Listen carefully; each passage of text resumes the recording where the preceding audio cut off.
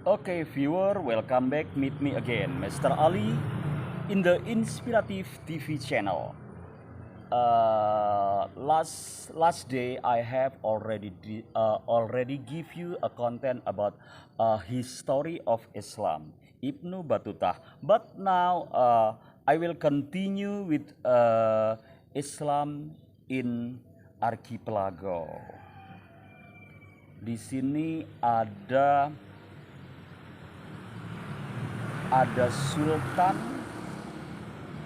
Samudra Pasai. Ada yang tahu siapa dia? Siapa beliau? Oke, Malikus Saleh.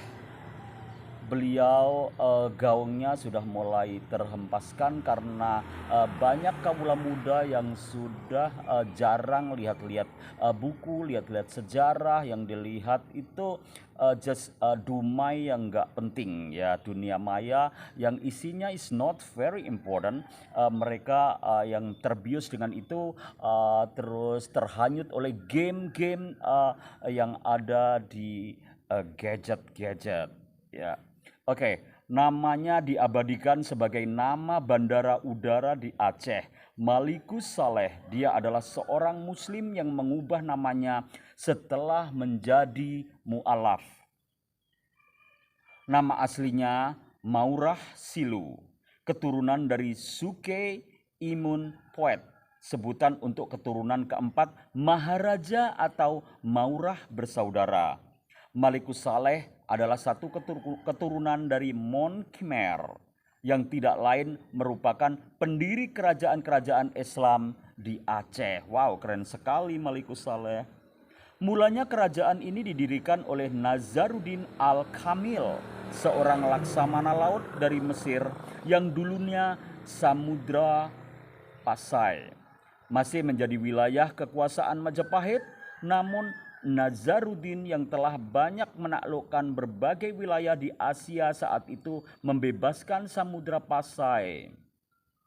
Dia mempersiapkan wilayah ini sebagai kerajaan yang meletakkan hukum Islam teokrasi sebagai landasan hukum pemerintahan, dan pada tahun 1275 mengangkat Malikus Saleh sebagai raja pertama. Catat viewer ya, siapa beliau.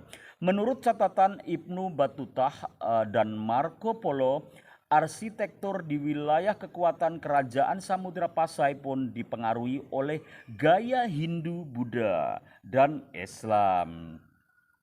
Pada naskah tersebut, di masa pemerintahan Sultan Malikus Saleh telah dibangun hubungan diplomatik dengan Cina. Fakta ini juga dituliskan dalam sejarah dinasti Yuan, sebab secara geografis Samudra Pasai berada di titik strategis perdagangan internasional. Lokasinya tepat di pantai timur Pulau Sumatera bagian utara, berdekatan dengan Selat Malaka. Jalur ini menghubungkan antara perdagangan Jazirah Arab, India, dan China. Lanjut, kerajaan Samudra Pasai dikenal juga dengan nama Samudra Darussalam. Pusat pemerintahannya berada di Lok Sumawe, Aceh Utara. Berkat letaknya yang strategis, kerajaan memanfaatkan sektor ekonomi yang sangat menguntungkan dari perdagangan di sini. Samudra Pasai menyiapkan bandar-bandar dagang yang menyediakan kebutuhan logistik untuk menambah perbekalan sebelum melanjutkan pelayaran selanjutnya.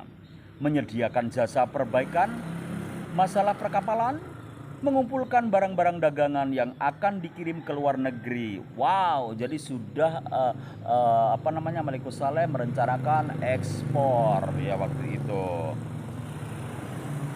Oke, jadi menyediakan tempat penyimpanan barang dengan dagangan sebelum diantar ke beberapa daerah dan wilayah-wilayah luar negeri. Selain dikenal Raja pertama Kesultanan Samudra Pasai, Malikus Saleh juga merupakan tokoh penyebar agama Islam di wilayah Nusantara dan Southeast Asia. Apa Southeast Asia? Asia Tenggara. pada abad ke-13 Masehi. Karena pengaruh kekuasaan yang dimilikinya, Islam dapat berkembang luas di wilayah Nusantara hingga ke negeri-negeri lainnya.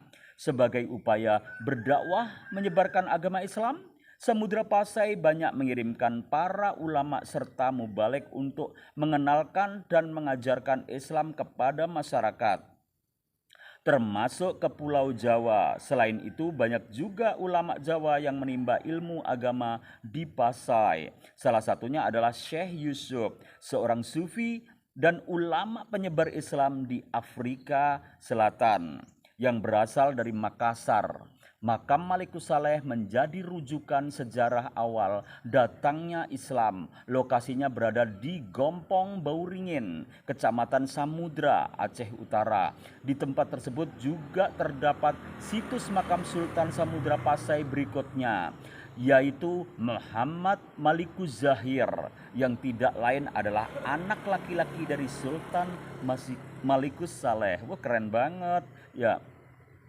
Dia mengantarkan anaknya sebagai pemimpin. Kepemimpinan ayahnya pada tahun 1297 hingga 1326.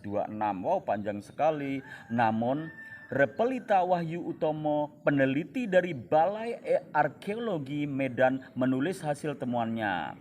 Lamuri Islam sebelum Pasai, yang termuat di Jurnal Berita Arkeologi Sangkakala, menyatakan bahwa Samudra Pasai bukan kerajaan Islam pertama di Nusantara. Ini dibuktikan dari situs makam yang berada di Desa Lamreh, Kecamatan Masjid Besar, Kabupaten Aceh Barat, Provinsi Aceh. Ya, catat.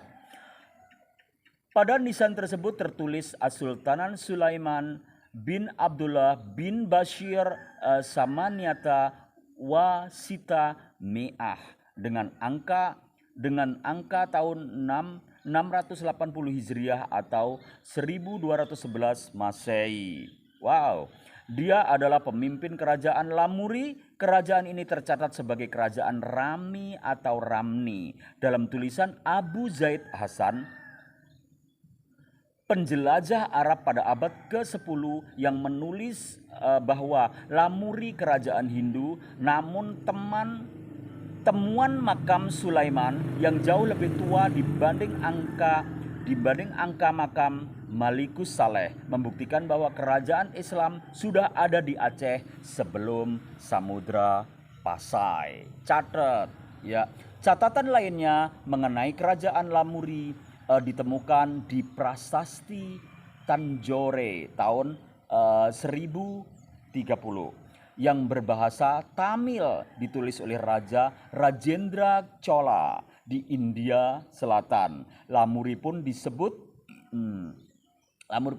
dengan berbagai nama penjelajah, yaitu Arab, Marco Polo, Barawan Oderik, dan penjelajah abad pertengahan lainnya menulis Lamuri dengan Lamori atau Lambri.